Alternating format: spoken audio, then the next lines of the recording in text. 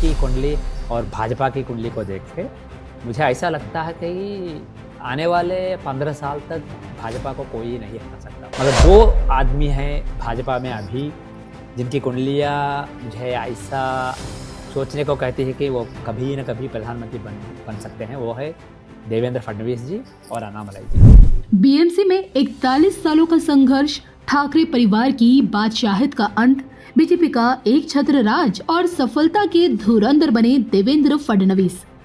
मुंबई से दिल्ली तक इसी नाम की गूंज चारों तरफ है, क्योंकि मुख्यमंत्री फडणवीस की लीडरशिप में भाजपा 89 सीटें जीतकर सबसे बड़ी पार्टी बनकर उभरी है।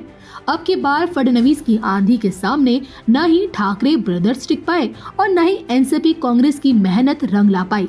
ऐतिहासिक जीत के हीरो बने फडणवीस ने भाजपा के 45 साल का सपना साकार किया है। हमेशा छोटे भाई के किरदार में रही बीजेपी कभी खुद की पार्टी का मेयर नहीं बिठा पाई, लेकिन अब बीएमसी में बीजेपी मेयर की सत्ता होगी। एक बार फिर फडणवीस जीत के धुरंधर बने हैं। 2017 में अकेले लड़ते हुए बीजेपी को 82 सीटें जिताई थी। हालांकि 2 सीटें अधिक के कारण शिवसेना ने अपना मेयर बनाया, लेकिन अब की बार भाजपा का एक छत्र राज करने का सुनहरा मौका मिला है और इस सुनहरे मौके के सूत्रधार बने देवेंद्र फडणवीस अब सहयोगियों के लिए खतरे की घंटी बन चुके हैं, क्योंकि फडणवीस की इस जीत से शिंदे गुट की शक्ति में भी अस्थिरता पैदा हो गई है। बतौर नगर सेवक से अपने राजनीतिक करियर की शुरुआत करने वाले नागपुर के इसी भाव ने महापौर की जिम्मेदारी संभाली, नेता प्रतिपक्ष से लेकर उप मुख्यमंत्री की भूमिका में भी रहे और भाजपा को महाराष्ट्र की सियासत में लाकर मुख्यमंत्री बनने का 2 बार मौका भी कमाया। और अब जो कि बीएमसी से लेकर समूचे महाराष्ट्र में इनका एक छत्र राज कायम हो चुका है, तो ऐसे में क्या इनकी दिल्ली आने की तैयारियां भी शुरू हो चुकी हैं। पार्टी से लेकर संघ की पहली पसंद माने जाने वाले देवेंद्र फडणवीस ही क्या पीएम मोदी के बाद नए भारत की कमान संभालेंगे। भगोदारी योगी आदित्यनाथ की तुलना में क्या नागपुर का यही भाव विश्व पटल पर भारत का नया चेहरा बनेगा?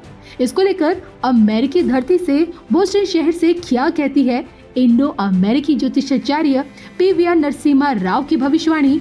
देखिए सिर्फ और सिर्फ धर्म ज्ञान पर। विश्वगुरु बनाने की ओर बहुत सारा प्रोग्रेस, बहुत सारी प्रगति होगी योगी जी के प्रधानमंत्रित्व में। मुझे ऐसा नहीं लगता है कि मोदी जी की तरह योगी जी 3 टर्म या 2 टर्म, बहुत सारे टर्म्स नहीं रहेंगे। वो शायद 1 टर्म नॉमिनेट होंगे और एक इलेक्शन लड़ेंगे और उस टर्म से पहले वो रिटायरमेंट ले लेंगे। वो मठ को वापस जाके बेसिकली पूजा पाठ में लगे रहेंगे, मगर कुछ बड़ा करेंगे। अपना एक ही टेन्योर में रहेंगे योगी जी मैक्सिमम ये 1 या 2 साल, बेसिकली दूसरे टर्म में 1 या 2 साल। बट मगर मुझे ऐसा लगता है कि 2031 में बहुत विस्फोटक बातें होंगी दुनिया में। और जो भी लड़ाई के बारे में मैंने बताया था, उसके बाद बहुत सारे बॉर्डर्स बदल जाएंगे, बहुत सारा चेंज होगा सारी दुनिया में और वो सक्सेसफुली लीड करेंगे। योगी जी एक राजयोगी बन के भारत को सक्सेसफुली लीड करके एक बड़ा पावर बनने की ओर बेसिकली भारत को ले जाएंगे। मगर उसके बाद जो भी रीबिल्डिंग कंसोलिडेशन का वक्त आ जाएगा, तब किसी और पे छोड़ के वो वापस जाएंगे। मगर 2033 2034 के बाद वो नहीं रहेंगे, उससे पहले वो जाएंगे। मगर एक बात कहूँगा, भी क्या हम सन्यासी को देखेंगे? एक और सन्यासी को? मैं ये नहीं कह सकता हूँ कि कौन आएगा, मुझे वो पता नहीं है। जो वो आदमी भी मुझे पता नहीं है। मगर एक बात कह सकता हूँ, कांग्रेस की कुंडली और भाजपा की कुंडली को देख के मुझे ऐसा लगता है कि आने वाले 15 साल तक भाजपा को कोई नहीं हटा सकता। भाजपा ही पावर में रहेगी। क्या अगर वो योगी हो, मोदी हो या फडणवीस जी वो हो या अन्नामलाई हो, जो भी बेसिकली किसी न कोई कौन भी हो, वो भाजपा से आएगा। 2040 तक भाजपा सेफ है और शायद तब तक कांग्रेस बेसिकली मिट चुका होगा। इसलिए भाजपा के बारे में कह सकता हूँ कि कौन आदमी है वो मैं नहीं कह सकता हूँ। मगर अब तक जो कुंडलियाँ मैंने देखी थी भाजपा के लीडर्स के। मुझे सारी कुंडलियाँ ये पता नहीं है, मगर कुछ कुंडलियाँ मैंने देखा था, गडकरी की देखी थी, राजनाथ सिंह जी की देखी थी, उनमें पोटेंशियल नहीं है प्राइम मिनिस्टर का। अमित शाह जी उनका चार्ट भी देखी थी, और प्रधानमंत्री शायद नहीं बन पाएंगे, वो टॉप में रहेंगे मगर प्रधानमंत्री नहीं।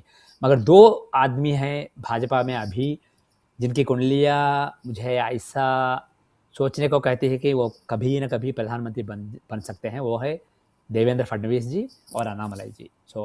मुझे पता नहीं कब, मगर वो बन सकते हैं, उनमें पोटेंशियल है। मगर कौन देखे, आने वाले 10 सालों में और कोई बड़ा लीडर आ सकता है, ममता इसलिए बनर्जी में आपको पोटेंशियल दिखता है? उनकी कुंडली के चार्ट दिखते हैं कि उनका बदलाव पोटेंशियल के लिए अभी कुछ खत्म हो गया है। नो नो नो नहीं नहीं, उनका जो अच्छा वक्त था वो खत्म अभी हो गया है। इसी उनका साल बुरा वक्त चुनाव है शुरू हो पश्चिम गया बंगाल है। में। हाँ, वो उनका उनका उनका बेसिकली जैसे केजरीवाल जी का अंत हुआ था दिल्ली में पिछले 2024 के इलेक्शन में, उसी तरह 2026 में जो चुनाव होगा पश्चिम बंगाल में, वो बेसिकली ममता जी का अंत होगा।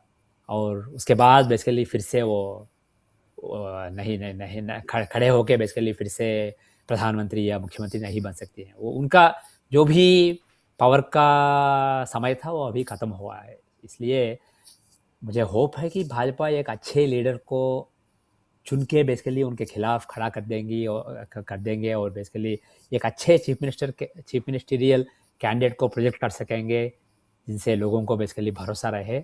मगर ममता जी को हटाने के लिए ये बहुत ही अच्छा वक्त है, क्योंकि वो बहुत ही वल्नरेबल होंगी आने वाले साल में, और प्रधानमंत्री तो कभी नहीं बन सकती हैं।